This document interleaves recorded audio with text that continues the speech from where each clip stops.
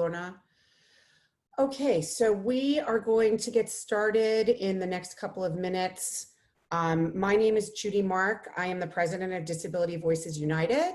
And also the parent of a 23-year-old young man with autism who entered the self-determination program this week. Woohoo! So after many years of fighting for it, I realized that we were at about 8.5 years that we've been talking about it, and he is finally in, and we're pretty happy. For those of you who don't know what Disability Voices United is, we're an organization directed by and for people with developmental disabilities and family members, but we have also more recently expanded the work that we do into other disability communities beyond those with developmental disabilities. Since the coronavirus pandemic hit the United States in a major way in March, we pivoted a lot of our work and started and created a website on for coronavirus resources for the disability community that is available. We'll put it in the chat at disabilityvoicesunited.org/CV for coronavirus. And we also have done a series of webinars like this one. The webinar, this is our, I believe, our 12th or 13th webinar that we've done. We've lost count. It's like time flies, and yet nothing is good. Nothing good is happening. It's kind of this weird dichotomy in our world right now. So we also, we have all of the recordings of the webinars available on our website, on that coronavirus website.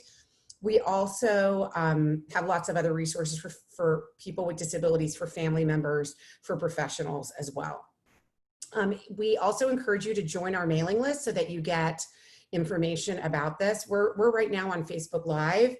So for those of you who are not able to see on Zoom or chat, you can join our mailing list by going to tinyurl.com/joindvumail.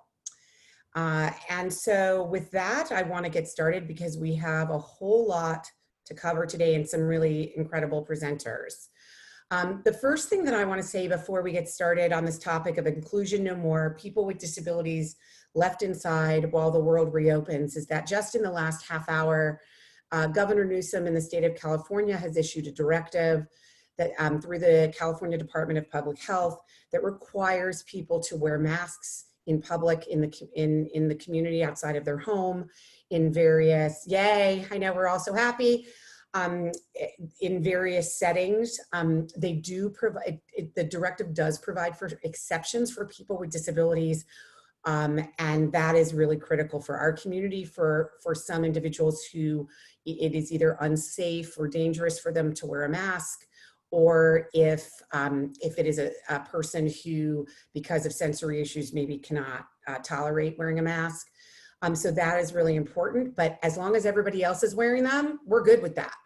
So, so I know that when Catherine Blakemore speaks, she's going to get into the decision behind that directive, as well as you know, what the implications are for us on how we can, how it will be enforced. So moving forward, I want to now introduce our first speaker, who is Catherine Blakemore. Catherine recently retired as the executive director of Disability Rights California, where I served on her board for 6 wonderful years and adore her. Also helped us get the self-determination law passed. But the reason why she is on our panel today, besides so many reasons, but the main reason is because she's a member of Governor Newsom's task force on business and jobs recovery, and want to ask her to present now. So you can unmute yourself and please present. Thank you.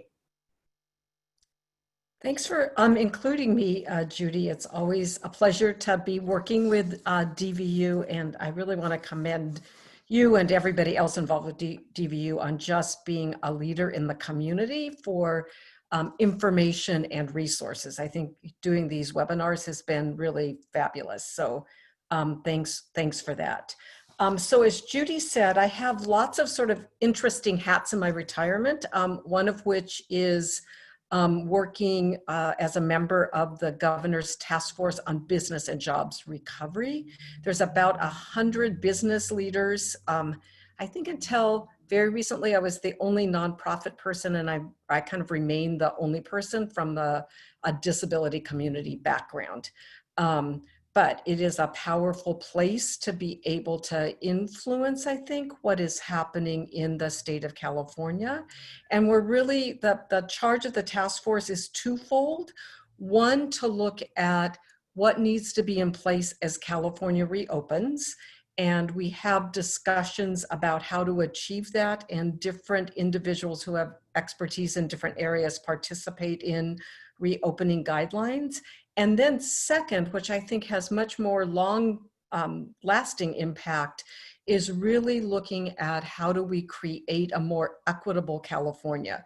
When we talk about creating jobs, how do we ensure that those jobs are available, good paying jobs are available for people with disabilities, people from Black and brown communities, people who have otherwise not had access to the same kind of economic security that others in California have. And so I'm on the equity subcommittee, and one of the things we are working towards is presenting proposals about how to best ensure better economic security for all Californians, better equity in the job market, and so forth. So I think that's kind of the exciting proactive work. But as Judy said, there has been concern among lots of people, including within the administration, about the inconsistent policies around use of face mask in public.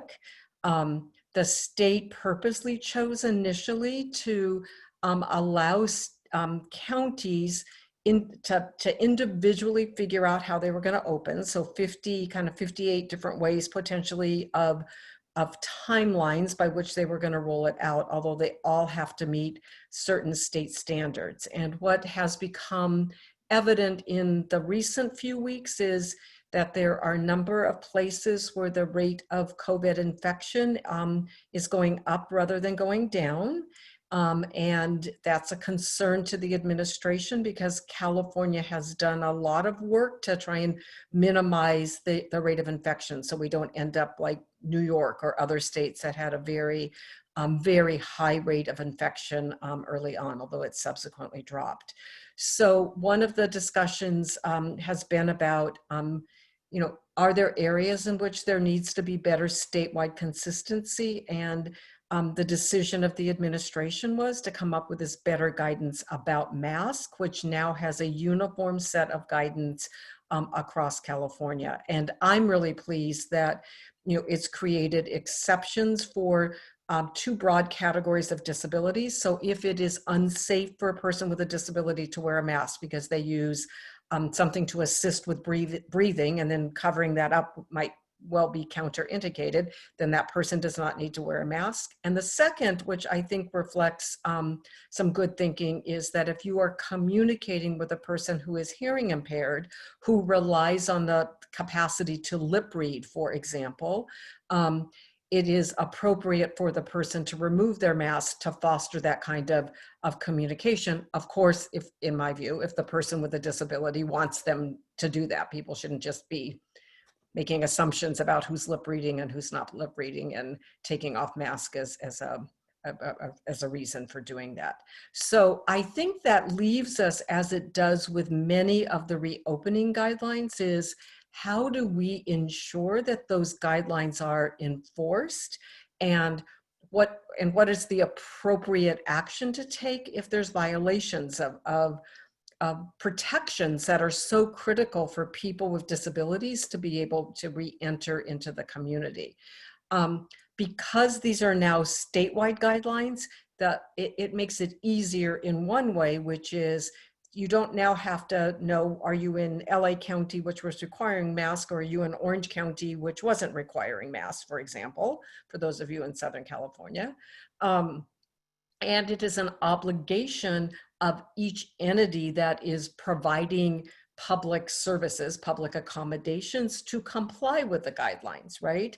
So if you're in a situation, you go into a business and you notice, like I go to a grocery store and I purposely selected the grocery store because they have always required masks of their employees and every person, and they provide um, um,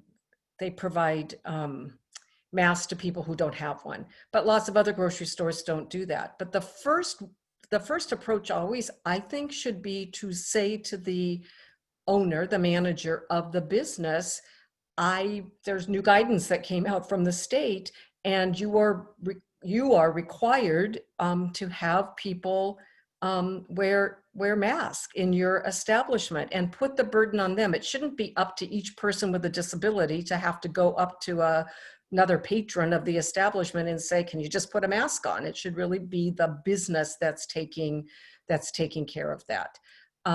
I know that some local jurisdictions are also doing their own enforcement of social distancing. So LA County just published a report that said a very large hundreds of businesses were not appropriately putting their tables 6 feet apart and so forth.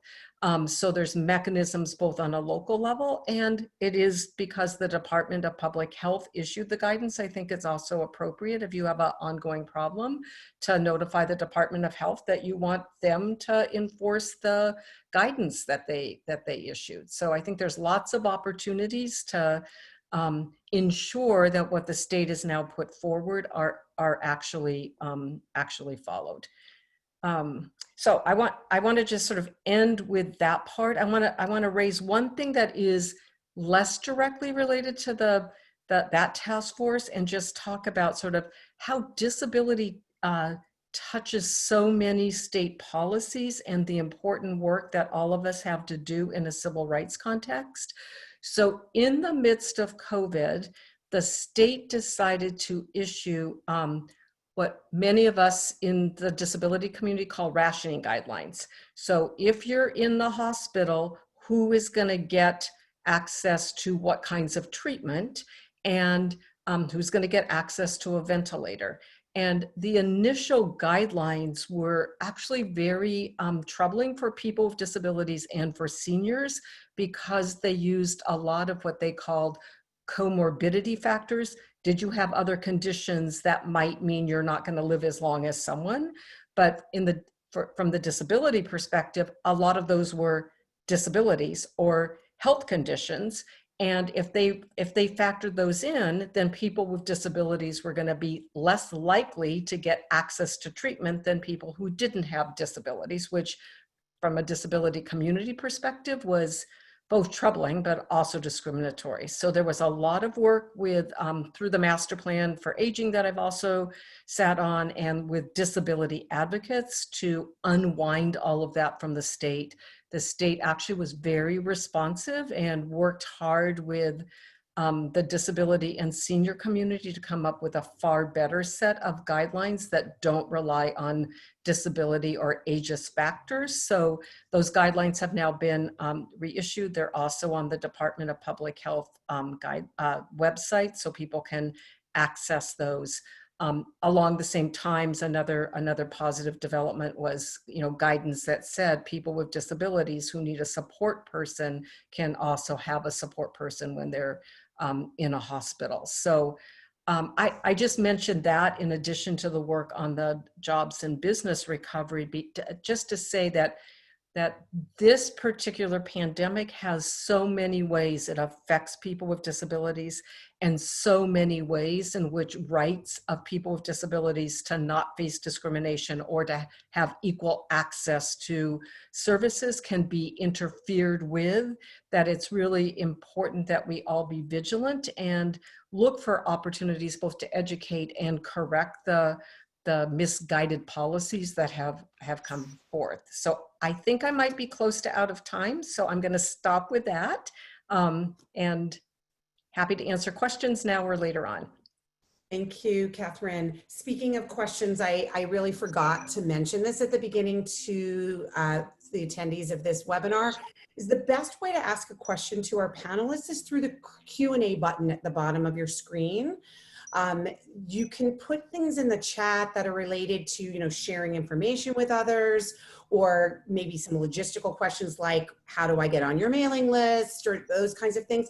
But if you have a question directly for the panelists, it's best that you put it in Q&A, because the chat moves quickly and sometimes we get hundreds of comments and I can't keep track of them.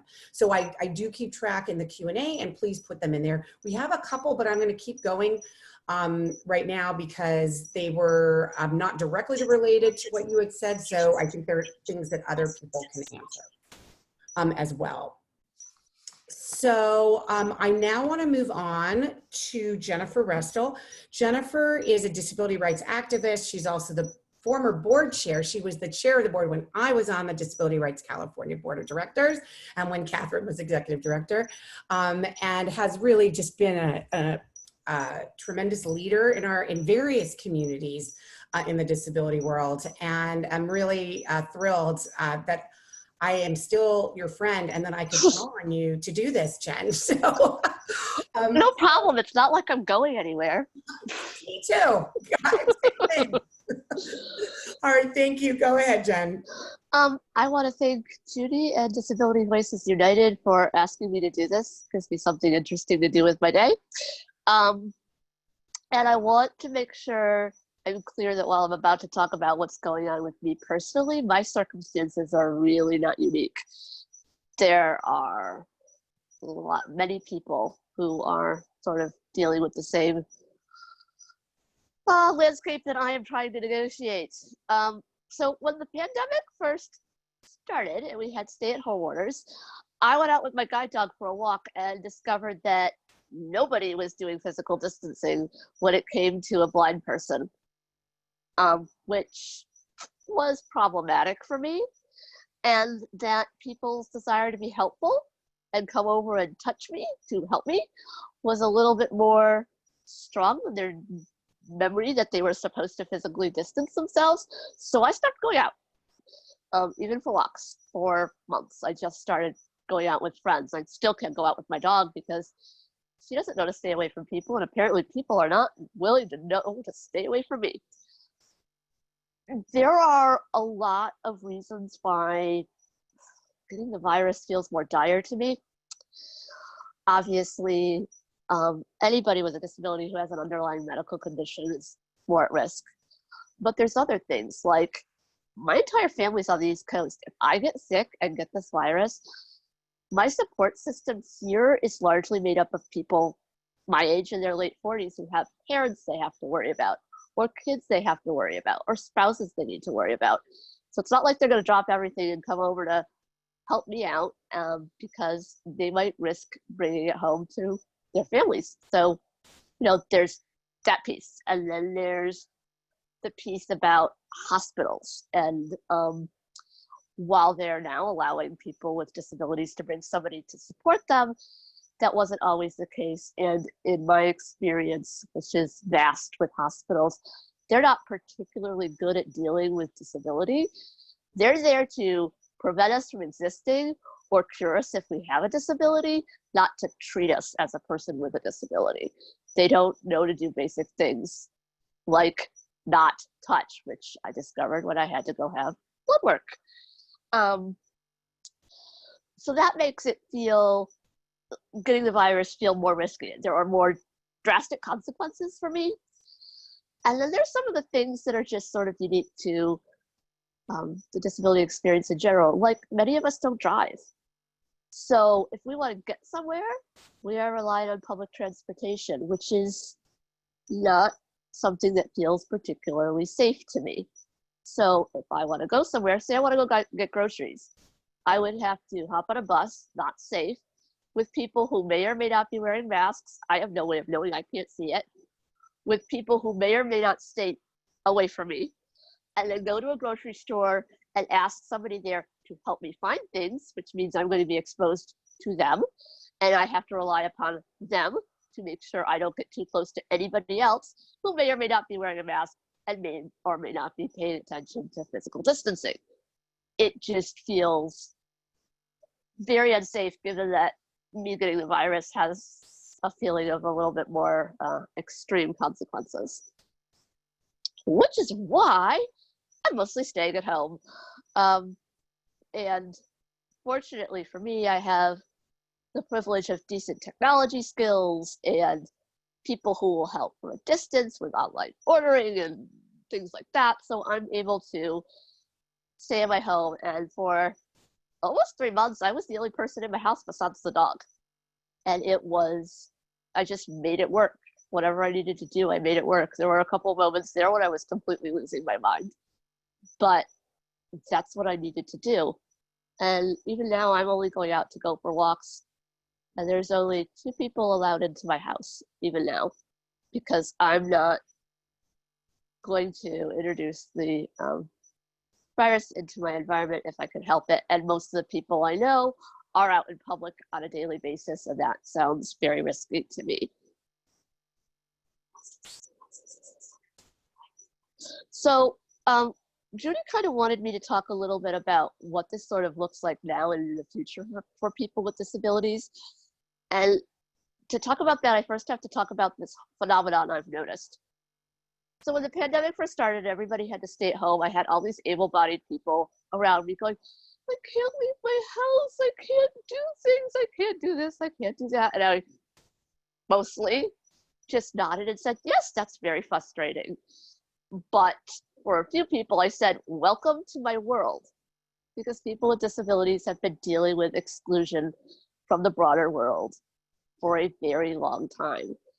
And the focus has in general been about able-bodied people and their suffering during the pandemic and how awful it is for them. And unfortunately, that has meant that disability has been largely left by the wayside. People aren't thinking about it.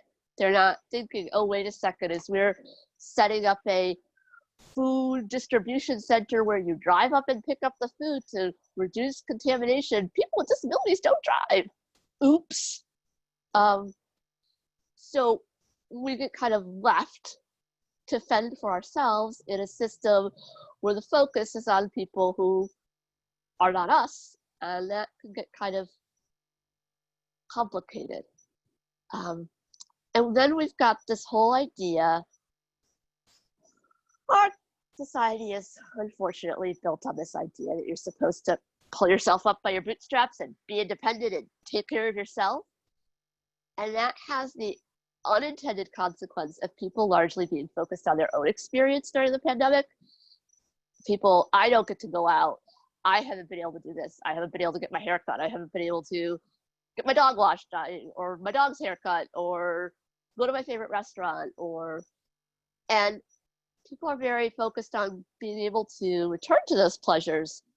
And what they're not thinking about is the fact that some of us are still at home for very good reasons. And in fact, when President Trump was first outlining the phases of opening up from the stay-at-home orders, one of the things that I noticed is that people with underlying medical conditions or who needed to be at home to lower their risk of getting the virus, we weren't expected to be able to leave our houses till well into, oh God, it might have even been phase 4. I was like, so basically what you're telling me is I'm supposed to stay home until there's a vaccine. Okay, got it. Because people were focused on resuming their normal lives and their normal activity levels and stopping their own personal suffering. Which I don't want to downplay that. It was really hard on a lot of people. And the situation, especially for people who had to go out and work for economic reasons, was not good. And the kinds of things that were happening were pretty horrific. But in my own personal circle, with people with similar circumstances to my own, who had the luxury to stay at home, their complaints were, I can't get my hair cut, and I really want to go do X, Y, and Z. But this idea of independence and focusing on oneself means that people are so excited to go out and do things that they aren't stopping to think, wait a second, if I'm going out and doing more, that increases the likelihood of people spreading this virus, and that decreases the likelihood that somebody with an underlying medical condition or other reasons that they need to stay at home and reduce their risk can't go out. In other words, the more people out there potentially spreading it, the less likely it is to be safe for somebody like me to go out in public. And I keep hearing about how people want their rights. There's been all those protests and they want their freedom. And what I don't think anybody's really talking about or thinking about is what's good for the collective community. And I am concerned that people with disabilities are essentially going to be home for forever. And then there's what that really means on a societal level. If we're not out there, we're not seen. If we're not seen, our needs are not being thought about, or thought about even less. If we're not out there, our programs and services seem a little less necessary when it comes to the budget and economic reasons. We're good. I'm sorry, I think my phone did something weird. I hope it didn't. You're good now, Jen. Okay. We lost your video for a moment, but you're good now. Okay. So what I foresee happening is that until there's a vaccine, there's going to be many of us who are at home. And by the time the vaccine comes, or herd immunity happens, whichever comes first, we're going to be less in the public eye, therefore less focused, less of a focus for the rest of the world. And the less we're seen, the less we're going to get. I mean, it's as simple as that. And so I foresee services being cut. I foresee arguments being made that firefighters are way more important than IHSS, which is actually true. But there are going to be these sort of false relationships created where people are going to think they have to choose between, you know, education for students without disabilities and education for students with disabilities. And that's not really a great way to be looking at it, but unfortunately I have a funny feeling those kinds of arguments are going to be made more and more as we become less and less out there, because we are not going to increase our risk of getting the virus. I've been tangentially involved over the last year, before that more involved with a local organization that has a yearly celebration, and their celebration is going online, and they have been a leader in accessibility over the years. Suddenly, because they're planning something to take care of everybody, they have stopped thinking quite so much about accessibility, and I'm pretty concerned that that's going to be the trend going forward. That this way, the way that people with disabilities are being left out now is just going to get worse, not better. And I apologize for all the dire comments and for the fact that I talk really fast to Lorna, sorry. But I kind of hope really hard that I'm wrong. I don't usually hope that I'm wrong, but in this case, I'm hoping incredibly hard that I am wrong. Thank you, Jen. I hope you're wrong too, but I unfortunately share your view. Thank you so much. Before we move on, I keep thinking of all the things I forget to mention at the beginning of these webinars. And that is, this is part of a 4-part series of webinars on the reopening of society that we're calling the perils for people. It's called Opening Up During a Pandemic, the Perils for People with Disabilities. It's every Thursday for the next few weeks. Next week, we're having to flip. Next week, hold on, here's my paper on it. Next week was supposed to be talking about congregate and group settings. We're gonna postpone that because we're waiting for some directives from the Department of Developmental Services on this issue. And that directive will not be available by next week. And so we want to be able to have somebody from the department on our webinar explaining what that means for how their guidance on how any kind of day program can reopen, or issues around congregate living settings as well. So that's going to be on July 9th. Next week, we're going to do one that we're calling Getting Back to School and Work. What will education and employment look like for people with disabilities?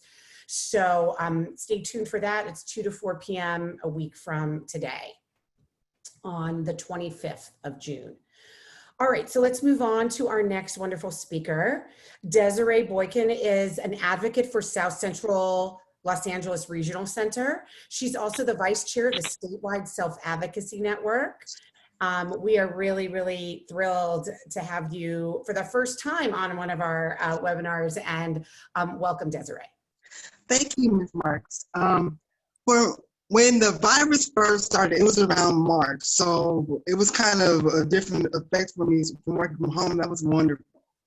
And then as it took me a while to get back to used to going out, because I didn't feel like comfortable going outside for a while, about maybe about 2 weeks. And then as time went on, I was safe and using the following guidelines, and now I'm able to go so I can walk park near my house. They just recently opened up the mall near me, the mall near my house, and folks are following the guidelines as well and making sure that they were safe. Because I'm the advocate at SARC, I help assist all the younger advocates in making sure that they feel safe and that they're okay with helping them to understand that it's okay, that we're gonna get back to going to the regional center, but it's not right now, so we have to do things differently. So now everything's a Zoom chat, which is great. It's coming together 3 times a week and talk. We still have our meetings via Zoom, and it's different, but it's still we still feel connected to each other. And I really enjoyed. I mean, what I'm learning now is that even though we can't physically touch, we can still feel connected to each other. So I'm learning that although that we can't see each other, that it'll be okay. It's gonna eventually we'll open back up, and we'll be able to go to the regional center. We'll be able to go to our day program. We're able to go back to Sacramento to different events and Self-Advocacy events. And I constantly talk to other advocates around the state, and they're also encouraging others to keep on just doing what they can to keep positive and maintain their health and safety. Thank you, Desiree. Desiree, do you see any kind of racial disparities in the way that things are going to reopen up? I mean, do you see, I mean, we know that studies have shown that African Americans are having significantly poorer outcomes with COVID than whites, and same with Latinos. Are you seeing anything in the self-advocates that you work with about any maybe racial disparities? Not as of yet. I can say that not as of yet. I haven't seen anything yet, but I do look out for it though. I haven't seen anything recently yet. Okay, thank you, Desiree. Thanks. All right, so moving on to our next, so thank you, Desiree. We were really thrilled to have you. And our next speaker is Candace Cable. She's another person that I called in my friends to do this. I appreciate you guys being on this so much. Candace is this kick-ass athlete. I just want to say, she's what do you have, 10 gold medals from the Paralympics? Some ridiculous amount, I know. Yes, I have medals. What? I have medals. You have medals from the Paralympics. I'm personally obsessed with the Paralympics, so I kind of worship you in a not a stalky way, in a nice way. But she's also really a leader in the disability community, and really so thrilled that you're on our webinar. So go ahead, Candace. Oh, thank you, Judy. Thanks so much, really, for this opportunity to be able to address everyone and for your kind words. What you're doing here with Disability Voices United is, it brings information about what's happening during the pandemic, which is critical to all of our disability communities. And really all of the webinars across the nations have just been a plethora of knowledge that all of us are absolutely hungry for. I mean, I don't know about anybody else, but I was definitely glued to my computer on a daily basis, trying to hear what the governor was saying, what the mayor was saying, what everyone was saying, because things were changing so quickly. I first wanted to say that I'm a white woman that is, I have brown hair and my hair's in a bun, and I'm wearing a green sweater, and I use a wheelchair for mobility. So that's how I ended up being part of the Paralympics. And that's from a spinal cord injury 45 years ago.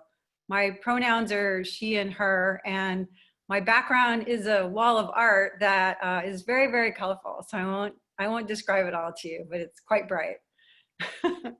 I wanted to kind of set a scene of what I think we've been going through, and also what is happening in the current space. I had a friend who said to me recently that I feel like I'm in such a fog. I'm in a fog in a valley, and I just want a hand to reach out and pull me out and show me the way. And I think it's whether you have a disability or you're non-disabled, that's the feeling that we all have, because we're experiencing something that has never happened before in the history of the world. And disasters have happened isolated, local, states, countries, but never all at once, never globally. This is a unique experience that we all are having, and it's based in trauma. And we are being traumatized for the last 3.5+ months. And it's been nonstop. And every one of our leaders is making up the path as we go forward. It's, in real time, there's no real consistent guidance. We're beginning to get, some kind of consistency that's moving along, but throughout this whole thing, it has continued to change, and that's pretty disturbing to all human beings, because we like consistency. On top of that, if you have a disability or a loved one with a disability, throughout this pandemic, you've been named as vulnerable or at risk, and most likely to catch the virus. Rarely have we heard the words people with disabilities or disabled people being used. I've been saying this throughout. Disabled people are basically being erased throughout this pandemic. And we've seen it in multiple ways. We've seen it being subjected to the medical rationing that Catherine talked about, the medical bias based on attitudes that are built from negative misperceptions about disability, and a medical standard of health that's the kind of quality of life that people with disabilities, they think that our lives are not worth living. And we have to file complaints throughout this whole pandemic to be able to ensure our civil rights, which are guaranteed by 504 and the ADA, but not being upheld. And so it's a constant battle to get noticed. Here in Los Angeles and in parts of California, we've experienced being left out of food support programs. The programs were either for kids that were getting 2 squares a day in school, or for our seniors.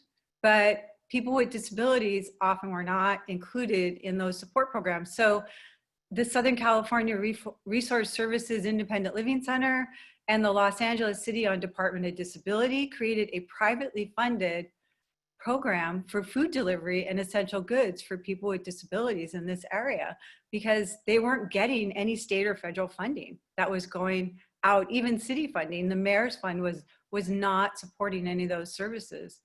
And then, the institutional bias that in this country, where we prefer to put people with disabilities in a nursing home rather than use home and community-based services. And let's just say the majority of people who have died of COVID-19 are in nursing homes, and they all had a disability. So we have been witnessing death in major ways in this country, and we're all traumatized by that. A friend of mine, Josh Klipp, who's a certified access specialist with the California Division of State Architecture, said this, and I thought it really hit the point, of how people with disabilities are feeling. Is I think there also needs to be an acknowledgement from employers that their employees have just experienced a major global trauma. And that as we rush to reopen, with politicians on the news saying, yeah, some people will have to sacrifice their lives so others can make money again. Imagine how that lands on the heads and hearts of people who are already felt devalued. Now that devaluation has been confirmed in real time, in real life, in headlines, on the evening news, all across the country, over and over and over again. And my point is, it isn't just about returning to work safely. It's about returning to work with a blaringly loud national admission that the lives of people who are most vulnerable, people with disabilities, don't matter. We finally said it out loud. Talk about feeling unsafe. No amount of social distancing or face masks or gloves or bleach is going to make people who are vulnerable feel safe anytime soon, if ever. And I really think that sums it up about what we're feeling. We heard Jennifer's conversation, Desiree's. It's just, it's really overwhelming to a lot of people of what do we do and how do we get back out there? You know, so with the American states, we're opening up and people are thinking about going back out. And they're feeling unsafe. I did a little poll on my Facebook. I love to check out the hive mind, find out what they have to say, and always ask if I can quote them. And Karen Ayers, who's a psychologist with a disability, said, "I feel very left behind by most reopening plans. As a society, we are clearly willing to accept unnecessary death in exchange for some economic preservation of loss. It doesn't feel like health data is driving decisions. My community largely isn't wearing masks. I feel like I'm on my own to protect me and my family. So much of we're in this together mentality promoted at the start of the pandemic, I'm not seeing now." And, you know, for myself personally, the work that I've been doing in the past, some of it is about teaching, understanding disability programs in an effort to educate about the disability experience being one we will all have. And here are some facts about disability, the history, the laws, different disabilities, sports, all these different things. And with my gig, it really is to create a humanity, a realness, and try to change perceptions. And I do it in person. So how do I build that empathy again when I'm not in person and I'm removed? Because right now we can't go out and do those kind of things.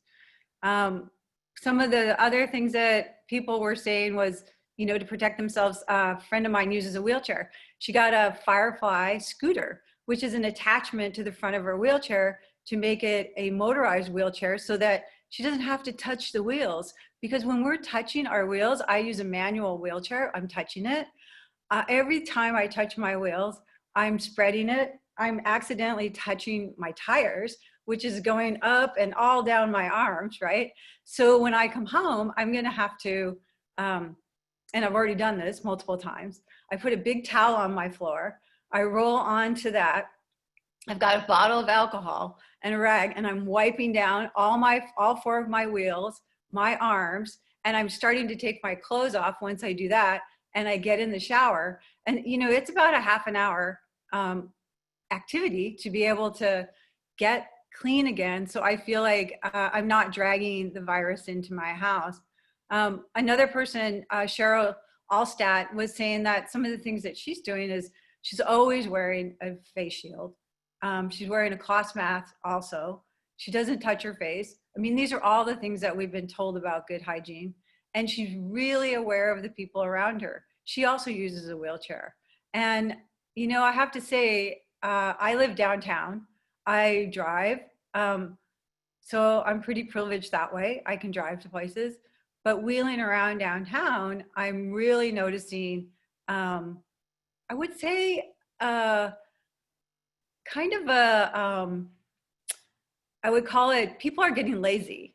They're getting really lazy with masks. They're getting lazy with trash. They're getting lazy with the things that the dog feces. They're getting lazy with all of it. I'm seeing more and more of it on sidewalks. And I'm wondering why people are feeling like they can do that in a time when we're trying to be really, really clean. I mean, the hygiene that we've brought forward. And as I began to think about, you know, some of the things that I put in place, I did a go to hospital program. I've set together a list of all the things about me that if I had to go to the hospital, I would want someone to know. And I created an advance directive for my sister, and my sister is my advocate. You know, so I was really happy to hear now we could have people come with us, but I was going to fight for it. I joined the Partnership for Inclusive Disaster Strategies and have been sitting in on their daily calls to understand, you know, what is happening out there with all of the different organizations and the federal agencies and how we're not being represented what I would say to most people is educate yourself. Educate yourself about, pay attention to what's going on out there. And you have to get involved with the broader community in this conversation, because we can't just stay home. We have to figure out ways to be able to get back out there, you know, because as Jennifer said, if they don't see us, they're going to be not thinking about us. And we're only really, people with disabilities only came out about the mid 20th century. I mean, we have the Olmstead Act coming in anniversary on Monday. You know, these are things that are brand new, and we're still fighting for our place. And it's critical that we stay engaged in whatever way we can. And I think by having conversations and also talking about our trauma and getting into counseling is going to be a big piece of how we re-engage back into the world, but to recognize our trauma. And I really thank you for giving me the opportunity to say a few things. That was amazing. Thank you, Candace. Amazing. I feel like what everybody's been saying today should be required viewing of every elected official in the state of California. If I could just get you guys in front of them for them to understand, because I have said this on many of our webinars, that I believe we're being failed by leaders, by our leadership at all levels. I mean, obviously there's somebody at the top who we can really point our fingers at, but I believe there's been a failure of leadership from the top nationally, including into our states and into our communities. So our final presenter is Kim Sinclair, another friend that I roped into this. She is a parent, first and foremost, of a pretty awesome guy named Ryan. And she's also the executive director of the Autism Society of Los Angeles. Go ahead, Kim, thanks. Cheers, thank you. Thanks very much, Judy, as a friend and as our partner. We really appreciate the opportunity to come on and to talk to people and to learn from our joint experiences. You know, so much of what Candace and Jennifer and Desiree say resonates with us, right? We're all on this journey together, even though we're in our own homes and can't get out the same. But as Judy said, I'm also the mom of Ryan. He's 17 years old. He also happens to have cerebral palsy, and he has seizures, and he is non-speaking, and he has some autoimmune challenges as well. So he's pretty involved. One of the things that is really unique about Ryan and lovely is that he is super social. And so you can understand that for us, it's been very challenging with this really social young man to suddenly be like, no, we can't go outside. No, we can't see our friends. No, we can't do this. No, we can't do that. And then, so, you know, our lives, even pre-pandemic, you know, we have to live with adaptations. You know, we have limitations accessing our environment. You know, when Candace was speaking, it resonated. I was like, my gosh, we haven't even taken out the wheelchair since March 13th. We have not used the wheelchair because it's not a tool that we can use. Luckily we have an adapted stroller, so we can put him in the stroller so that he's isolated when we go for a walk, so that he's not touching the wheels and wanting to zoom off and interact with people. So it was like, oh my gosh, we haven't even used it because it's not a thing that we have an alternative that we can try and use, and we can't risk it. It's a liability to us at the moment, and not a tool, which is really sad. We've also had, you know, we have a lot of adaptations for communications, for eating, for self-care. You know, pre-academic, pandemic, we have challenges when we go out. You know, we have to carry a backpack with medicine. So if he has a grand mal seizure in a restaurant and he's on the restaurant floor, imagine putting him on the floor now. I mean, it's just the very thought of it is a nightmare, right? Ryan, in his school-based environment pre-pandemic, he would spend time in a typical classroom and fade in and out with the SDC. One of the things that allowed us to do that was the support of a one-on-one. And so that one-on-one was there for his safety, for his self-care, to help create a bridge for communication, so a communication partner.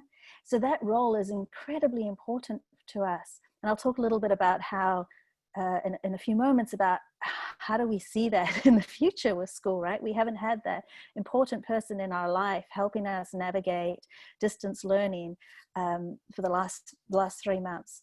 So even pre-pandemic, my husband and I, and Ryan have had to make learned how to navigate and provide him with supports to make sure that he's out there, he's visible, he's experiencing the world and living his best life.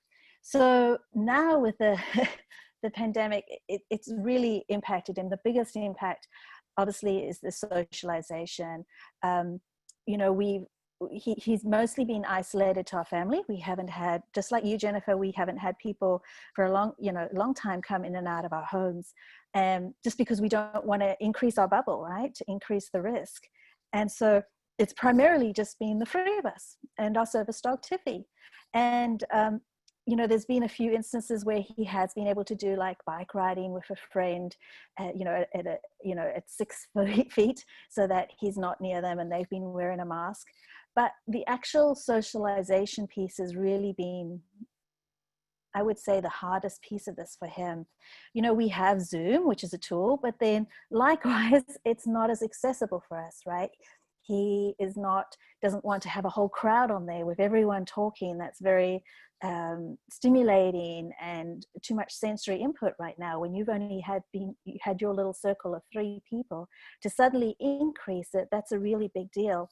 I know that we've lost skills, no doubt about it. I know that he's experiencing some anxieties when, for example, we spoke to a group of 3 people, socially appropriate, socially distanced, even more than 6 feet away, and his anxiety levels increased, and to the point where I was like, we need to disengage, because he's maybe going to have a seizure, because this is just too much input for him.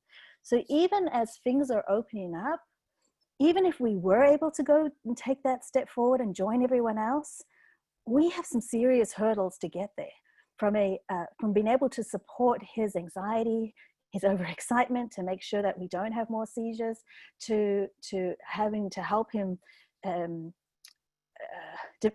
relearn some of those skills that we think we're losing. So it's really there's some serious barriers to us being able to engage. Candace, we so much want to be out there and to be visible and to make sure that people with disabilities are part of that, but there's some really big hurdles for us to do that. I was so happy to hear about the masks today, because we've been able to allow Ryan to go bike riding once a day. He looks forward every single day to go bike riding. We had to, he loves it. Being at home and not being at school and walking around, he's lost weight because he's lost muscle mass. So we're trying to work strategies to increase his muscle mass again. But even then, we've been out, and now we're having to say, okay, we can go out, but we can't go out on weekends because it's getting too busy and nobody's wearing masks. Or, yeah, we want to go to the beach, but we're not going to sit on the beach because everyone's sitting close to one another and not wearing their masks. So, hey, we're lucky enough to have a vehicle where we can put some table and chairs in the back. And we, from a distance from a car park, we can open the doors and look at everybody. And it's a different environment, a different solution for him, but we're not there. We're way more than an arm's length. We're a mile away. So it's just, for us, it's trying to work solutions in his everyday life, to keep him engaged, to keep him be part of community. But it's totally not the same. And that hurdle for us as a family to go from where we are today, we can make these small baby adaptations and steps because we have the resources to do so. But to suddenly say, okay, let's go out to a restaurant, or let's go, to a particular venue or something. I can't see that happening, like Jennifer said, until we have a vaccine, until we're able to make sure that we're doing it in a safe way. This coming back to the school scenario, when you talk about the one-on-one being so critical to our success, we need that person hands-on. They can't be 6 feet away. How is that going to work for us come August, September, when we go back to school? How is it going to work with all of the children that have significant disabilities? How are they going to be able to successfully make sure that they are included with the necessary supports for them to be successful? So I have, we've yet to see the solution that both the school is going to provide, but myself and some of my close friends have, some serious reservations about whether children with disabilities are going to be part of that community, that school community going forward. You know, whether that's a full on school, or whether it's a hybrid model, or even the distance learning is so difficult for us when both parents are working, to actually dedicate the time and the energy and to have that capacity to go on a Zoom and to do the work that you need to do. We have a one-on-one for a reason, to help us navigate that. And so it's very that's, you know, I just don't know how that's all, you know, going to come together. I mean, we are doing as a family, we're doing the best that we can to make sure that his general health and his mental health is supported, and that as a family unit, likewise, you know, like Jennifer said, we don't have the same circle of support here as what we could have, but we have developed strategies, like Candace saying, okay, so what happens if my husband and I get sick? Who's going to take Ryan, to make sure that, you know, he doesn't get sick from us? So there's all different safety nets that we've done. We're moving forward like baby steps, but we do have serious reservations about what that looks like going forward for us as a family with a child with significant disability. How do we make sure that we continue to include him so that he is loving his life and doing everything everyone else is doing with supports? Thanks. Thank you, Kim. And I just want to point out that the bicycle that they have for Ryan is unbelievably cool, where he actually is pedaling, but it is attached to your husband's, to Dwayne's bike, and it's a really amazing thing that I've seen. So I want one of those. That even brings a point, is that when we first got it, you know, we had to configure it, and it wasn't configured completely, and they didn't fall hard, but they kind of went over, and Dwayne saved them, and I was in the street, and so I ran to help them. But because of COVID, it was clear that we were on our own, because nobody else that was in their homes and in their garages and in their car parks ran to help us, because they were scared that if we had it and they touched us or they helped us, they would get it.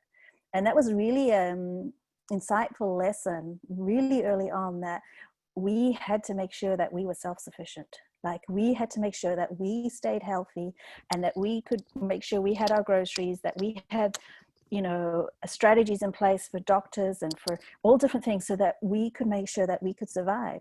And so we know that we're okay right now, but we try and make sure that we're supporting our circle and our community, especially through ASLA and for our supports and stuff and our friendships.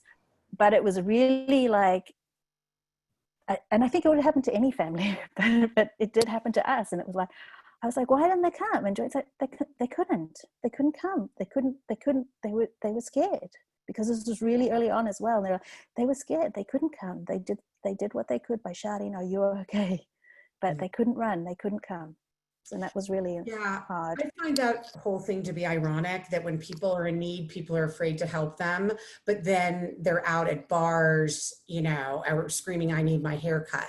So it just doesn't compute to me, you know, that what's happening out there. Well, thank you all.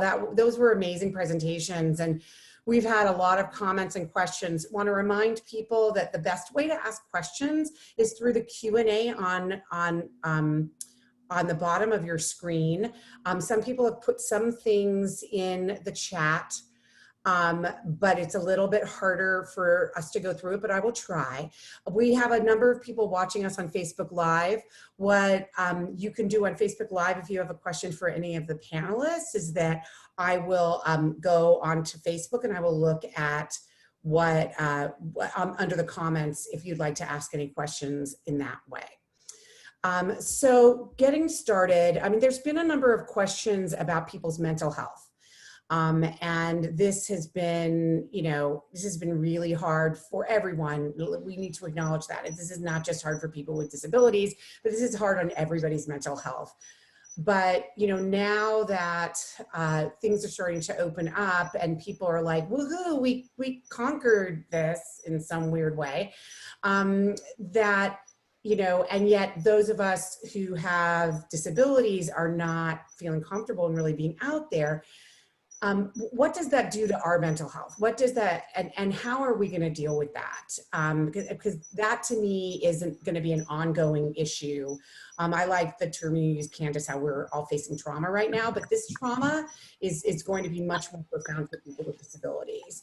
So, and even we have a question asking, what would be the best thing to do to those who are losing hope right now? So who would like to start by taking that? I'll jump Go up. ahead, Candace. Go ahead. Yeah.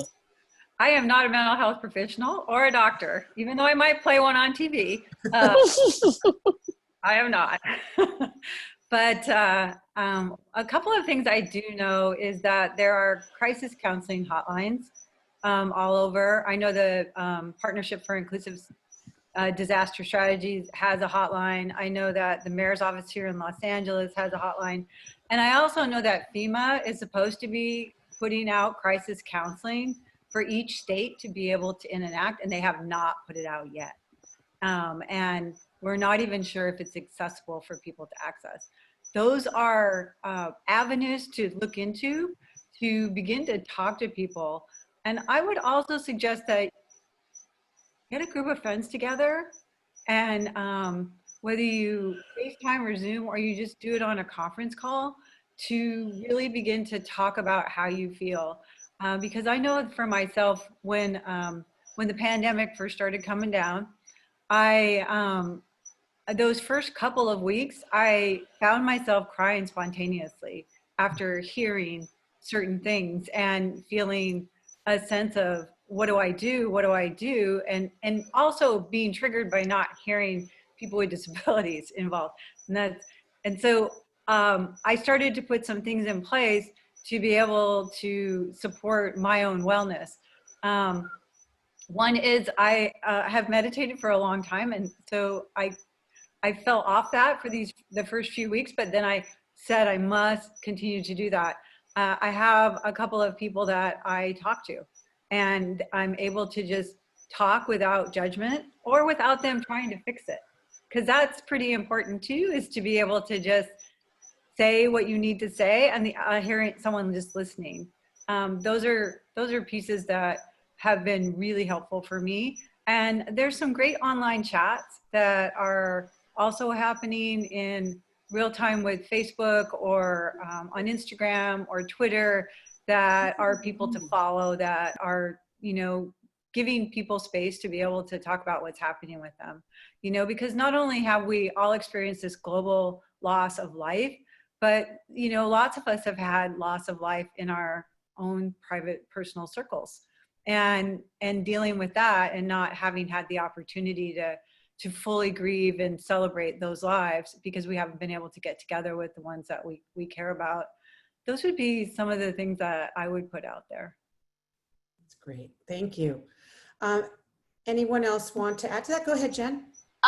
So one of the interesting and awesome things about this pandemic has actually been the people who have showed up for me in really interesting ways. There is one person who shows up twice a week to walk the dog. Come hell or high water. He's here, he walks her, she gets exercise. It's the only way she will get exercise because I'm not taking her out. I think that if you're worried about somebody's mental health, just being a consistent, regular, reliable presence in their life provides a sense of security and consistency that will benefit somebody who's struggling and feeling a little bit isolated and overwhelmed and frustrated. Thank you. I mute myself. Thank you. Thank you. If anybody else has anything to add, or I can move on to the next question. Okay. Somebody was asking about what is the best approach for going to business owners for ensuring the accommodations for individuals who cannot wear masks.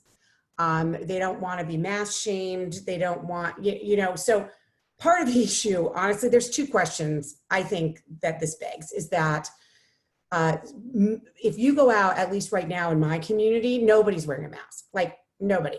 And I'm in LA County where this has been a requirement for a very long time. And it's maybe 10% of people are wearing masks. So, I think that us worrying about people with disabilities who are unable to wear masks being a problem is less the issue than the fact that how do we enforce the governor's new mandate that people must be wearing masks. So if I could maybe ask Catherine or others to comment on how are we going to enforce this mask requirement? And then let's take to how, what are some sort of creative ways that we make it clear, assuming that it's going to get enforced, that people with disabilities are unable to wear masks and that's okay. So I'll just speak to the second part first about, what the person who says, I can't wear a mask and I'm told I have to wear a mask or mask shamed. I mean, all businesses in California, all businesses nationally have the obligation to provide reasonable accommodations or reasonable modifications of their practices. So whether it's in some ways, I'll just use a very different example. Businesses have often been reluctant to allow people with dogs into their business, right? That's been an ongoing problem. DRC has done really, there's a point in time which I'm like, do we have to sue someone else over the failure to allow a dog in? And the answer is probably yes. Although, it is possible to probably have a, sort of letter, some information with you that says, here's the governor's order. I mean, if I were doing this, I would take the paragraph out of the governor's order and I would say the governor's order on this day said, why? I'm asking that you honor what the governor said could be an accommodation. And if you don't, I'm going to have to take some other action. And then, I mean, you can file an administrative complaint. You can do all of those things. It's just all of those complaints are going to take time. If DRC or another lawyer was going to sue somebody, it's going to take a long time, which is why, one has to have a toolbox of self-advocacy strategies. I loved Candace's reference to, what Centers for Independent Living are doing. They have really effective advocates. There's Disability Rights California. There's DREDF. There's a whole host of groups that will probably write a letter on behalf of someone who was denied an accommodation.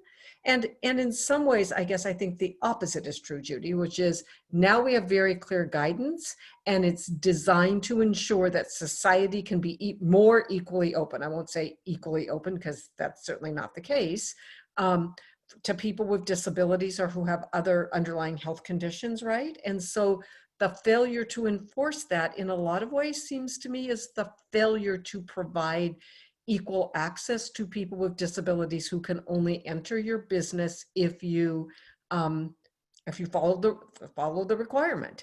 And so again, having, I don't know, photocopy parts of the governor's order that says everybody has to wear a mask and say, I'm asking you as the business owner to enforce this in your establishment.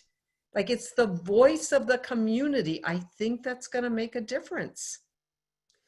Just a quick note, I put the link to the governor's order in the chat.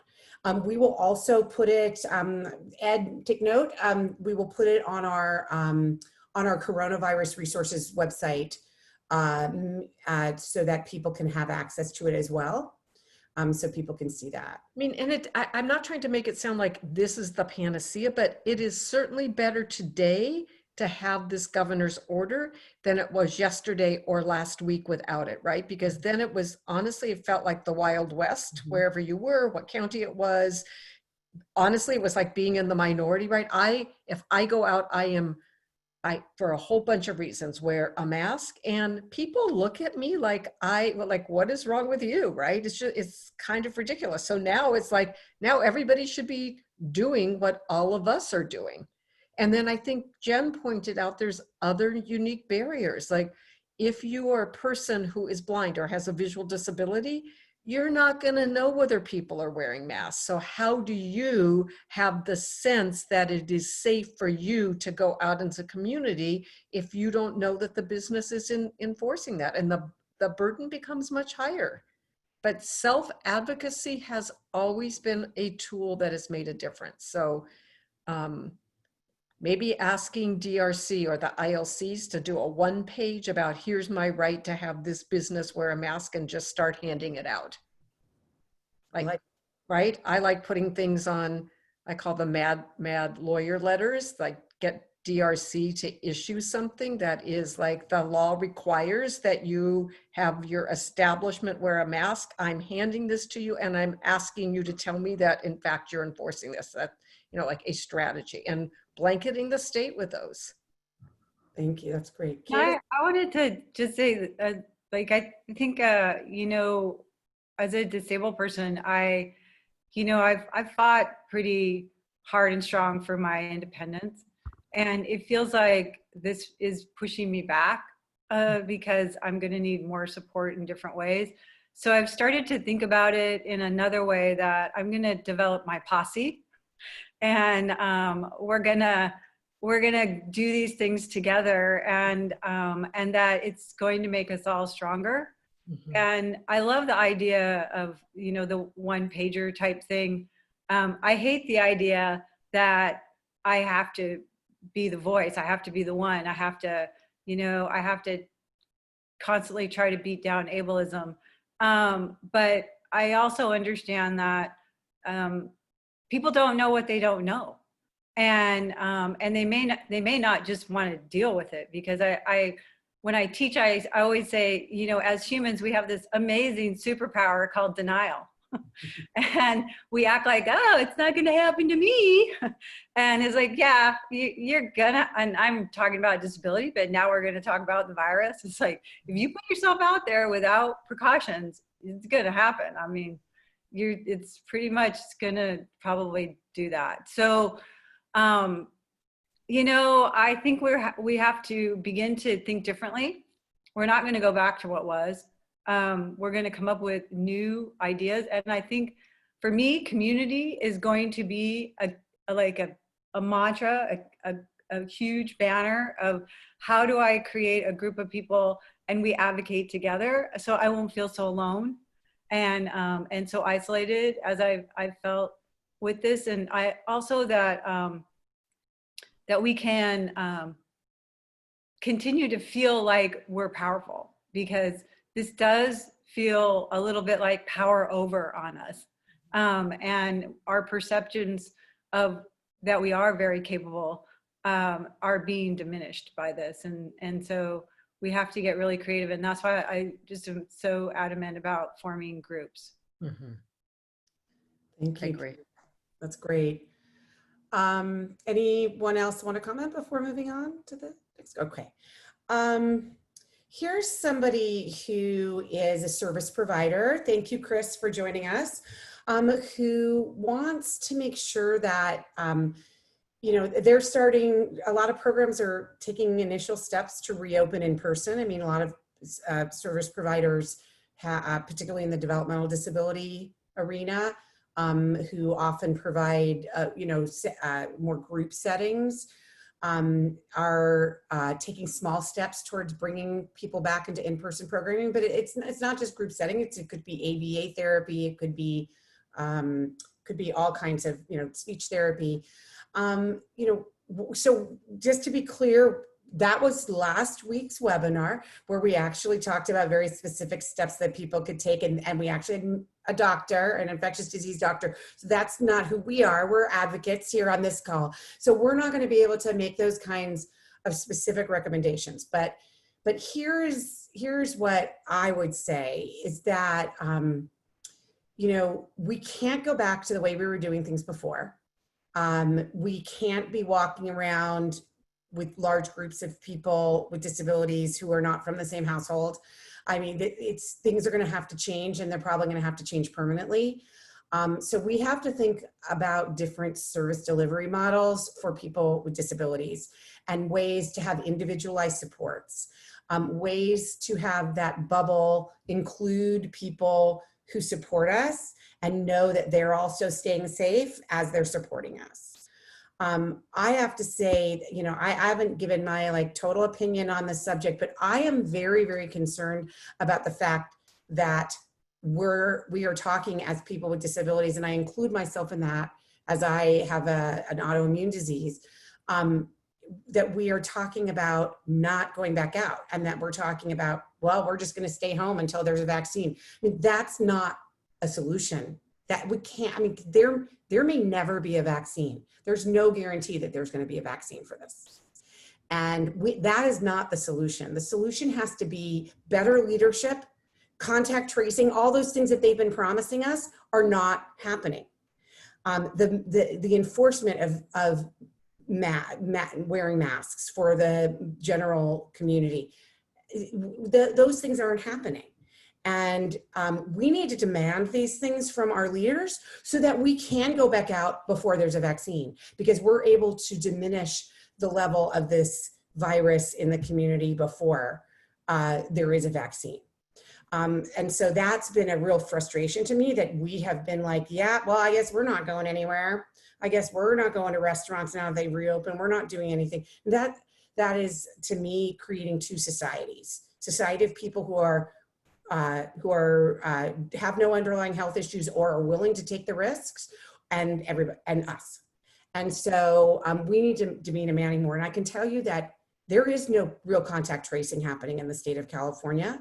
I have a friend who just got diagnosed with COVID-19 last week, and the calls have been they've never asked who she's been around, and they've never, and they've been providing her with misinformation about when she's allowed to go out into the community, you know, after only 7 days after her first symptoms come out, which is not what standard practice is. So when people ask me how I'm doing, I say, everything sucks and we're all screwed. And what I mean by that is things are really hard and there's no hope. There's no hope for things getting better because our leaders are not taking things up. So I guess, Catherine, you are the closest to representing the leaders of our state. Well, I guess what I was going to say is I think we have to think differently about solutions as well. And so this may only be like half-baked, but if I'm thinking about like a restaurant or a bar, for example, what do they actually care about? They care about having their alcoholic beverage license. That's what they care about, because that's how they make a lot of money. Or they care that the health department is not closing them down for health violations where they then get their self-published.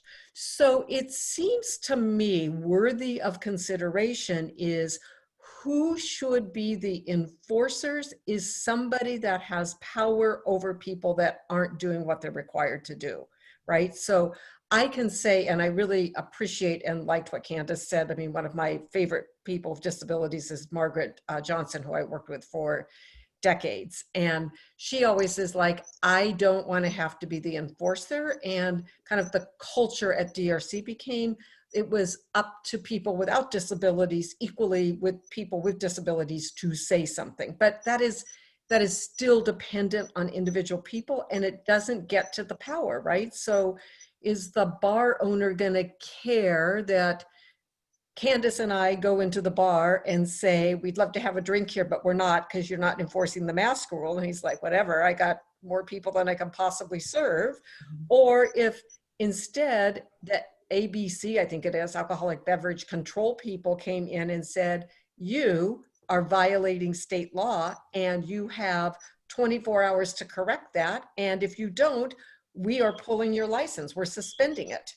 And so I think all of us thinking about like, what are those power levers that will actually make a difference is a different way of creating some better equality in how this plays out. Thank you. Does anybody else want to comment? No? Okay. Well, wait, I do. I want to say that I really like that, Catherine. And I think maybe one of the things that, you know, Disability Voices United maybe can bring forward and other organizations is, you know, where do we find that list, right? How do we approach our leaders with that comment of, we don't want to be the police.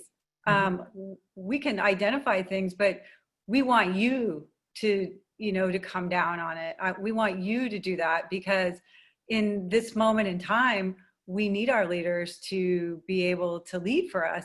And the other is more people with disabilities in leadership positions, and having that voice at the table, and not just one. We need more, and we need all the voices, and our table is a really big table. We have a lot of different disabilities, but we need them all, because we're in a place right now where we have people that are feeling left behind. Not just when I think of our overall group of 61 million people in the United States that have disclosed they have a disability, because we have a whole bunch of people who have disabilities and they haven't disclosed because they're afraid of discrimination. And we need them. We need to make it safe for them to disclose and to be a part of this uprising, this revolution that we talked about. Because it's very, right now we have such an opportunity to build new stuff, and our leaders are building new stuff. I mean, they're getting FEMA money, they're creating programs. We got, neighbor to neighbor. We got all these different things going on, and not hearing a lot of focus on people with disabilities in these new programs, this new stuff coming forward.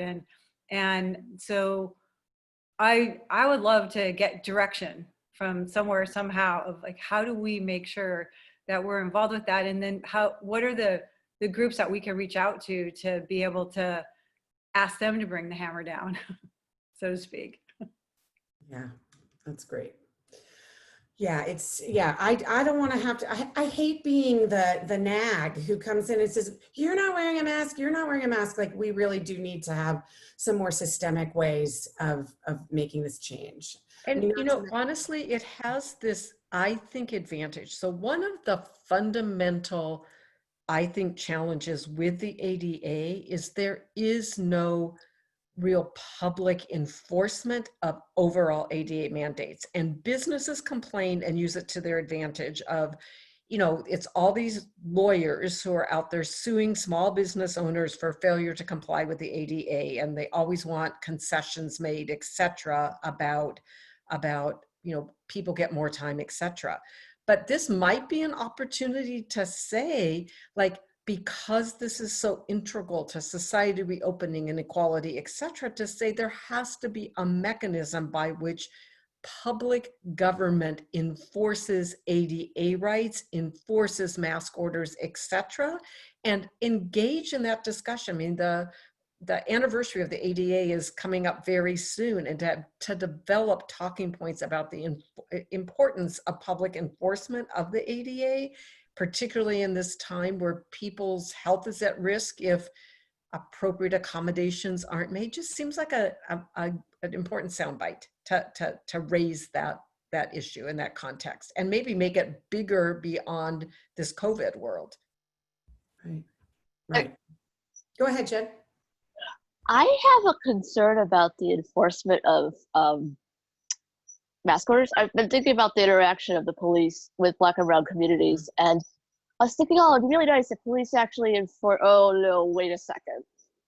I really worry, because frontline workers and essential workers are, there's a disproportionate Black and brown community presence there, that we are going to have a problem where those communities are more negatively impacted by any kind of enforcement than white people of economic privilege, let me put it that way. And so my funny thought in the back of my head is, let's tell the cops to only ticket white people who have money. I'm like, yeah, that's ridiculously impossible to enforce, so that's racist in a whole different way. But until that population feels the hurt from not complying, I don't think compliance is going to happen. Like Catherine said, if there's no power over a person, there's no negative consequence, why would they do it? So there has to be consequences for the people who have the power to really shift and make the changes, and I'm not sure how you really make that happen. Which is why all I know to do, Jen, I think, is to hold the businesses responsible, not the frontline workers at the business, but the business itself through whatever licensing means. Like, you can get shut down if you don't enforce the mask order. And I would like just to see that expanded to, and you can be shut down if you fail to provide basic access into your, right? That. I actually think that is a really good idea, going after the business instead of the individuals. But I also, if, you know, I can still see ways in which that's not necessary. Mm-hmm. It's very complicated, and I agree. there's always concerns about how it's gonna play Right. out. Mm-hmm. Thank you. I think it's, sorry, Judy, I think it's going to be made even more complex because people put their masks kind of here and they hang their noses out, or it's really trendy to wear it here. And so, you know, the mask is here, people. So whether that, what degree or percentage, are they going 100% or are they going, 70%? So I think that's where it's going to kind of also add to another level of complexity. I want to just mention before we move on, in case people are from the developmental disability community, that the State Council on Developmental Disabilities has attained millions of masks, as well as they have those face shields, which I think actually works.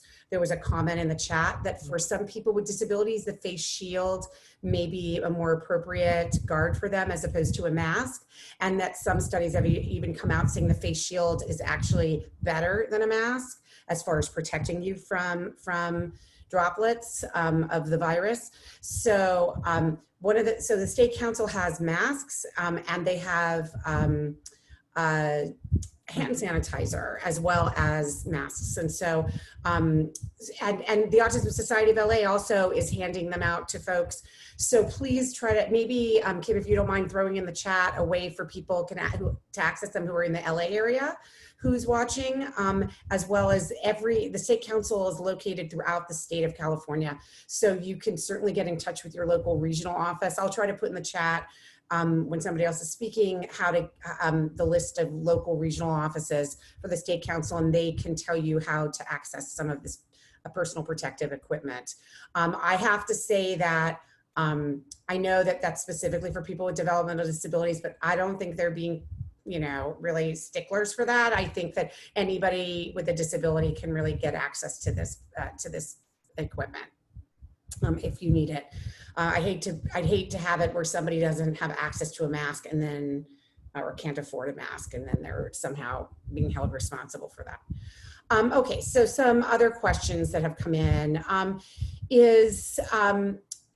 people are, as things are opening up, they're looking for like some guidance of, looking at the cases of coronavirus. I mean, this is not our expertise either, but we'll try to answer it a little bit. Looking at the cases, the death rates, the hospitalization numbers, how do we make sense of that for when it is okay to go back to face-to-face ABA therapy or speech therapy or whatever.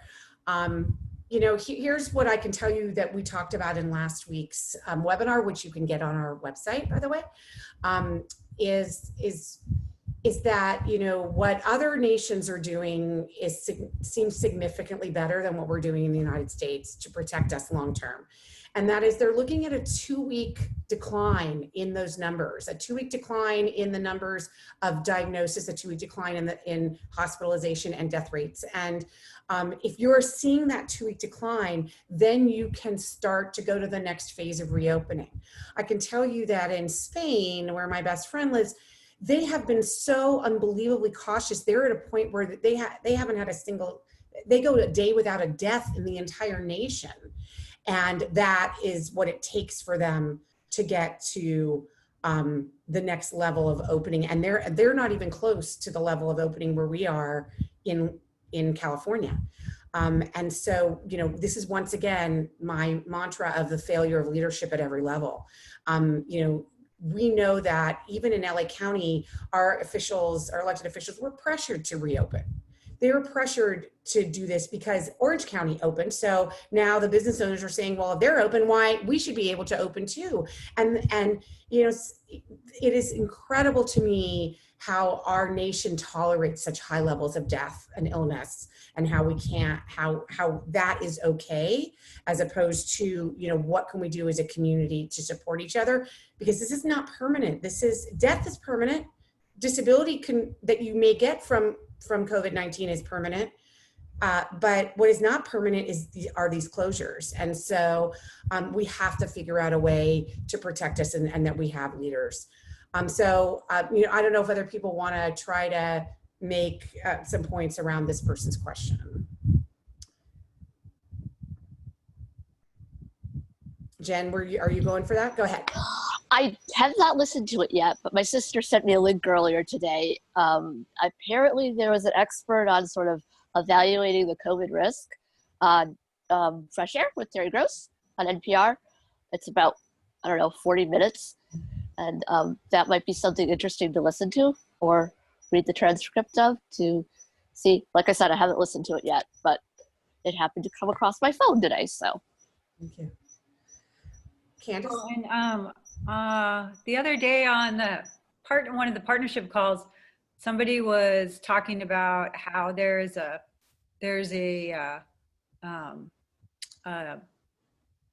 formula that is being used, that if your area is at, and you can see it on the Weather Channel, if your area is below 5% at risk, then it's more conducive to go out, and less possibility of contracting.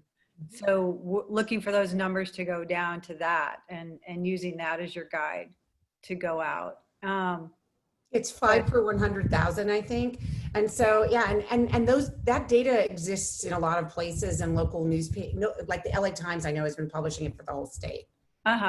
Yeah, so that was one that I'd heard. But I really, it takes diligence to pay attention to all the numbers, and whether or not people have the opportunity to get online and do that kind of thing is also, you know, on question of whether or not they're going to be able to keep up with that. So it's going to continue to be a gamble to go out there. And, you know, on the subject of personal protection equipment, PPE, it's one of the things that's been the most difficult to be able to get a hold of for most people. And I understand that at the regional centers, I think you mentioned that, Judy, but I like to ask Desiree, at the regional centers, are they, I understand that they got a supply, and have you seen that? And how are they handing that out? Like, how does that get handed out to people? I can't answer to the bullies because I'm not there, but I know they did get supply for the individuals that we serve. So most likely it might be through the SC or their support person. Yeah, regional centers have received, from even early on, from mid-March, regional centers received a substantial supply of gloves and masks for that were for people, certainly support staff in what's called congregate settings like group homes and intermediate care facilities, but it was also for families who have either have a person with who's contracted COVID, or they've been in contact with somebody who's had COVID.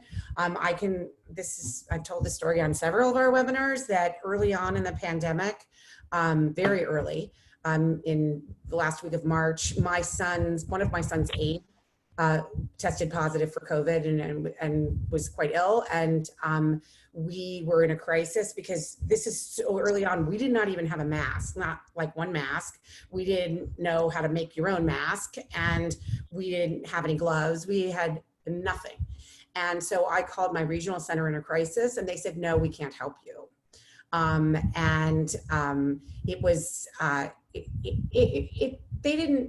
It was quite interesting, as I asked for an appeal, and the executive director of my regional center ultimately made the decision, no, you're not eligible to receive any protective equipment. By the way, you don't do that to me. And, it has been difficult. I have exacted a public apology from the executive director over that, but we ended up having to really scramble and actually have an amazing friend and service provider who scrambled and brought over an N95 mask for us. I love you, Lisa. I think you're listening. And we were able to, and the Department of Developmental Services sent us some masks. So, you know, it is really it is incumbent upon those who have the power to have access to these masks to get them to us and to distribute them.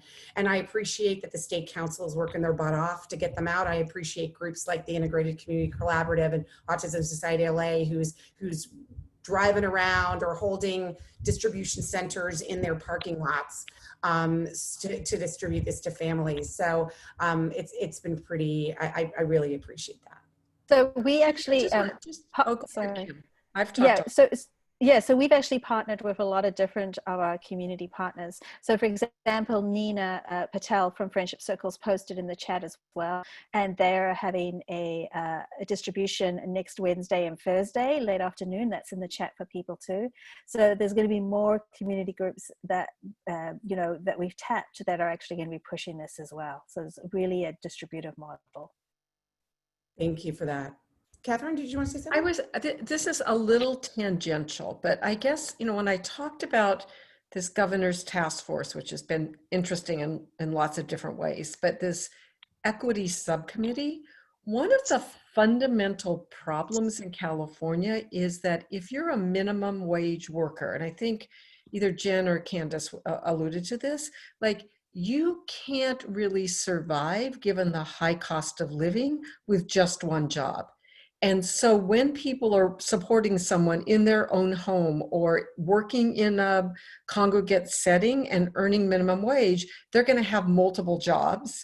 And therefore, their risk of being infected is going to be higher than if they were just working in one particular place. And so part of this reset of the economy is actually also thinking about how do we create truly livable wages for people so that if you're the home health aide in a congregate facility, you know you only have to work in that facility and you're not going to have to go to some other facility to pick up additional weekend hours so that you have a better chance of being able to make your rent for the next month. So just kind of planting seeds that some of this is about longer term solutions of economic recovery for lots of people so that we aren't in places where people that one had to continue to work also earn the least amount of money and result in other people becoming infected, kind of from the scenario you gave, Judy. Right, that's excellent. So this is a really great question from Kathleen that I'm not sure we are going to resolve, but I want to tell you, particularly Catherine, sorry, to bring this up. Kathleen is saying that she doesn't understand why there is no walk-in COVID testing, especially for people with disabilities who have no transportation. Paratransit services are not going to take part in this. There is a testing center not even a mile from me that I can roll to if I need testing. However, I'm positive that center would not take me due to my not being in a vehicle. Many in my local area may not have a car as well and are in the same boat that I am. I mean, honestly, I hadn't even thought about that here in LA County, they actually are really have quite a robust testing program here where they have all over the county. They have drive-through testing that is completely free. You do not have to have any kind of symptoms or even had contact. If you want to test, you get it, but you have to be in a vehicle. And so the only option for people who don't have a vehicle are to go indoors to a place that obviously puts you more at risk. So I don't know, Catherine, has that been discussed at all? It hasn't been discussed, but I guess the question I always come back to is, how are you going to modify your policies to allow for the person who can roll up as opposed to drive up, have the free COVID testing?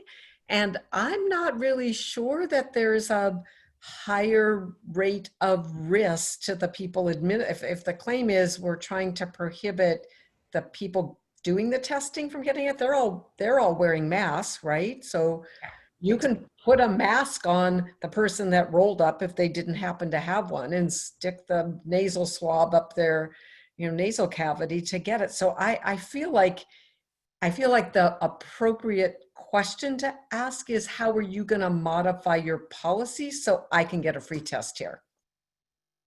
I think there have been some modifications to different policies in the country to be able. I think Washington State might have done something recently, because there's a person that I'm in touch with that's really involved with the independent living centers up there, and been involved with the first accessible testing that they were doing at the, I think it's the Tacoma Dome, early on in the pandemic, and that was a conversation that was out there and was being resolved. And I don't know where this person is that asked the question, but if they are in Los Angeles, I would send the question to the LA City Department on Disability and give it to them and find out if they know, because they've been in touch with all the testing sites in the city and the county to make sure that they're accessible.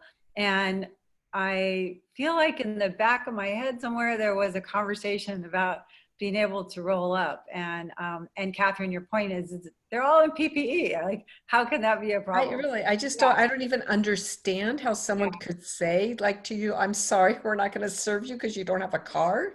Like, that just doesn't, and I feel like these are county services that are being contracted out, right? Really, it's a county service or a state service. So it's a governmental function, which should provide more. And I think, like, if you needed help with that specific thing, call Disability Rights California to say, I need some advice, and like, what are my rights here? And if, they'll often help people write a letter and figure out who it should go to, so that you can ask in a way that's going to be heard how to get the accommodation. If it takes that. Jen is raising her hand. I have wondered since the beginning of this how I would get tested if it became necessary, because I don't drive and I don't really want to take public transportation. And if you think you're sick, you're not supposed to use ride shares. And if you think you're sick, you're not supposed to use paratransit. So what exactly do you do to get tested if it's not walkable?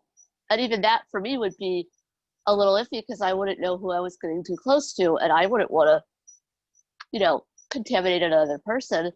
And so I've never heard a good answer to how would I get tested to make this, all about me. Yeah, no, it's not just about you, because there's a whole lot of people like you, Jen.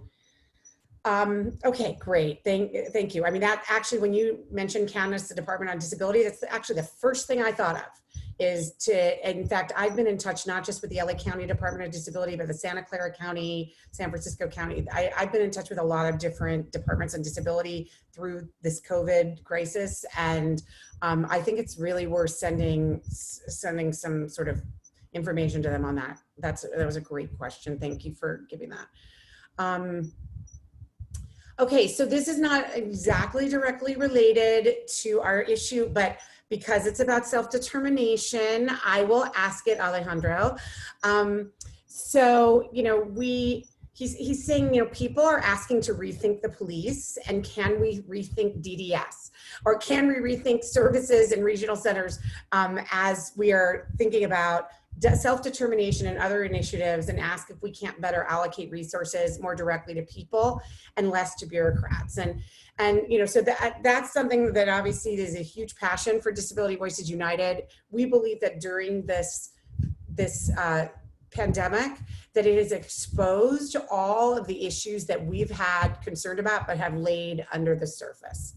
The fact that people do not have individualized services is a real concern of ours, and that they're in these larger congregate settings, and now we see a pandemic exposing that people don't have individualized services and supports, and that we have to change that. We're seeing that people are not able to count on their regional centers at times of crisis, like my family.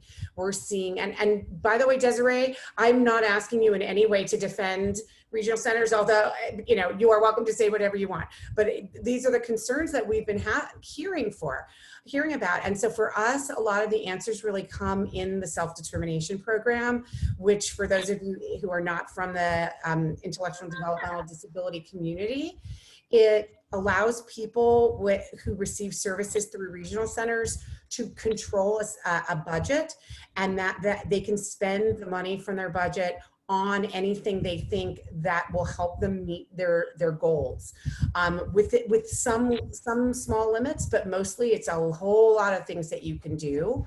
And that self-determination gives us the power that we're in charge. And so, you know, we think how important that is, especially during the time of a pandemic, that we have that individual control over our lives, that maybe we say, you know, we would rather, instead of going to a program every day, we want to have a whole independent life where we are going out in the community, but we're not around other people. So maybe we're going on hikes or places that are a little bit more isolated, or that maybe we have 2 staff with us at all times because we want to make sure that when we're out of our house, we're really safe. So, you know, these are the things that are, it's our choice, it's our life. And we think that it is definitely an answer to rethinking the way we have services. So I don't know if anybody else wants to comment on that.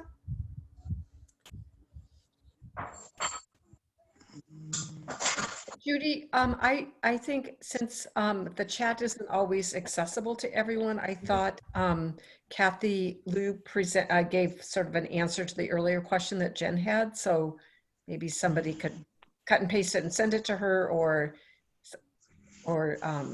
just read it. Yeah, I'm happy to. Thank you, Catherine. Kathy Liu is an amazing mom of 2 young adults who are served by a regional center. And she said that some of our families have been able to get home health visit nurses through Medi-Cal and administer COVID tests at home for persons with disability who are unable to travel. So that's really good to know, Kathy. Thank you for pointing that out. She's also pointing out that some local testing centers have been temporarily closed since the protests. And so some people have had to travel farther. I believe at least in the LA County area that the testing sites have reopened, but I could be wrong. I think most of them have reopened, maybe not everyone. And Kathy has been quite active in the chat. And so I'm gonna read a lot of her comments. She said that the IHSS unions, so the Service Employees International Union, who represents in-home supportive services workers, IHSS workers, have been distributing 10 to 15 personal protective pieces of equipment to each worker at distribution sites every 2 weeks. So I know one of my son's IHSS workers, I have been getting tons of emails from the Service Employees International Union talking about their distribution of personal protective equipment. I really, really appreciate them as well. Our experience with not having access to PPE was so early in the pandemic. It was like the 3rd or 4th week of March that none of these systems actually existed back then. So no masks, right? We had no way of getting anything. Yeah. Let me see, Kim talked about the Friendship Foundation are having a distribution of passing out equipment next Wednesday and Thursday at 2108 Vale Avenue in Redondo Beach from 4 to 5:30 p.m. using a drive-through. Thank you, Nina. I'm reading this because I realize there's a whole bunch of people on Facebook Live that are not able to see the chat. And Judy, there was a question that I don't know exactly the answer to, but have a little information about unemployment insurance and SSI, and then a suggestion of what that person should do. Yeah, I would love you to, I will read this question. It wasn't what our topic was today, but if you have an answer, that would be amazing. So Mary is asking, about collecting unemployment for adults who qualify to collect unemployment, and jobs have been stopped due to COVID. I've been getting different answers. My daughter won't be able to continue working her job for the Oakland A's, which is so cool that she works for the Oakland A's, due to COVID. She applied for unemployment and was given a small weekly amount from our state and $600 a week from the federal government under the Pandemic Unemployment Assistance. This mother called SSI to clarify what needs to be reported to SSI. I was given conflicting information. One SSI rep told us only unemployment from the state needs to be reported. Another rep told us none of it needs to be reported, and I don't want to mess her SSI up.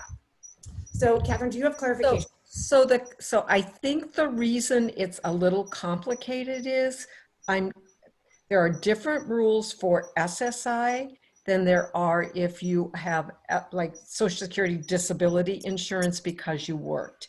And if you have SSI, there are rules related to earned income, meaning it's wages, and there are different rules related to unearned income, meaning you just got money. I gave you a gift. Technically, cash would have to be reported. So I think that's why you're getting different answers, is because people haven't focused on kind of what the SSI rules are, where I believe it is likely that unemployment, it counts as unearned income and might have to be reported. That said, I'm not an expert on SSI, but I would really encourage you to get in touch with Disability Rights California. There's a 800 number you can call. It's on their website. They've had a new way of doing, getting people in to answer questions quickly. So I think you could at least see what they know and then know what you're going to have to report. So I don't really have a full answer. It's just, I think that's what the confusion is, whether it's earned or unearned income, and how those, and whether unemployment's going to fit into the unearned income with a unique set of rules for SSI. And I just wanted to add that depending on if the person's disability was before the age of, I think it's 23, that there are Cal Able accounts that if they're concerned about the amount of money in their checking account, because I know there's a limit that someone can have at one point to be able to continue to be on Medi-Cal, for SSI, that money can be put into an ABLE account. And that ABLE account is a little bit like the savings accounts, and there's a number for them for tuition for school. And so this is funds that can be used for anything that is about quality of life and around your disability. So that's something to look into if someone has acquired their disability. I think it's between the age of 23 or 24. I can't remember exactly, but that's another place to be able to stay within the boundaries of whether or not you have too much money in your checking account. Okay, and not to get too in the weeds, is that's going to go to the resource question, because you can only have resources, I think, of up to 2,000, let's say, a month. Yeah. That's not going to go to whether when you first got it, it was income that has to be reported. So really good answer for if you're getting $600 a month from the federal government and you were getting it for 4 months, that's going to put you over the resource amount if you just keep that in your checking account. So that would be a good thing to do, but you may still have to report it as income in the month theoretically it was received. Earned or unearned. Great, thank you. I could not make this program more complicated if they tried. No, did not. All right, we're going to take one last question. This is kind of related to employment, which we're going to talk about next week in more detail. But how are we moving forward with finding jobs that are not frontline jobs, like, where you're interacting with the public, like at Walmart or other places, so that our folks don't have to choose between income and personal safety? How can we expand those kinds of employment opportunities? I think we're going to get into that a little bit more next week. I mean, like, how can one of my concerns, which we're going to get into next week, is the fact that some people have been working from home, and it's actually been really great for people with disabilities who've often wanted that flexibility to work from home. And now that offices are starting to open up again, what if that person with a disability says, yeah, that's great for you guys, but I got to stay at home. I'm not, it's not clear to me that I'll be protected if I come into the office. Yeah. You know, is your job protected by still working at home? How can we find more of those at-home jobs? So that, I mean, that answer in particular, I think is pretty easy, which is, as an employee, if you are a person with a disability and you need a reasonable accommodation for your disability from your employer, you need to ask for that proactively. Ideally, I think it's helpful to provide a letter from your doctor that says, like, going back into the office would make it risky for me for the following reasons, right? And request the accommodation. And one of the most basic accommodations is to continue to work from home. And it kind of shifts the burden to the employer, who has to show it's going to be an undue burden on them, which you can do your job from home and you can participate in all the meetings and whatever you need to do, then that should be sufficient. But it's great if you're going to have a whole session on that. And in some ways, like at Walmart, like if you had a job at Walmart, you should ask for an accommodation of what else can I do? Can I have my hours adjusted when there's going to be fewer people there? Can I be a person that's restocking the store at night versus when there's customers in the store who probably aren't going to wear masks? Note our earlier conversation, right? So lots of options, and both the regional center and Department of Rehab should be able to help you find a job that would ensure that you can be safe when you're doing that job, and look at the job more creatively than your only opportunity is to be a frontline worker at Walmart. Got it. Well, thank you all. This was an amazing, amazing webinar, and I'm going to send the link to it to Governor Newsom. Like, I'm sure he will not receive the email and I'm sure he will not watch it, but I'm still going to send the link to his general email address that you find on his website, because I think it's really important for him to hear what our concerns are as things reopen. And we also know, Catherine, that you'll be speaking on our behalf on his task force.